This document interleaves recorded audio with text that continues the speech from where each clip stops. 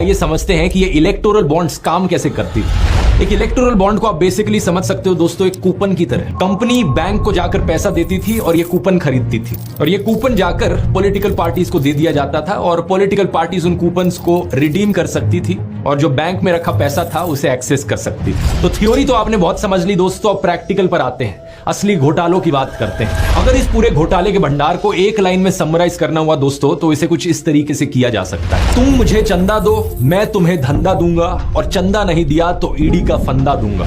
इन सभी घोटालों में 3 एंटिटीज इन्वॉल्व है। पहला, पॉलिटिकल पार्टी जो सत्ता में है, ये बीजेपी हो सकती है सेंट्रल गवर्नमेंट में, या कोई भी और पार्टी जिनकी स्टेट गवर्नमेंट है। दूसरा, बड़ी बड़ी कंपनियां जिन्होंने चंदा डोनेट किया है इलेक्टोरल बॉन्ड के जरिए।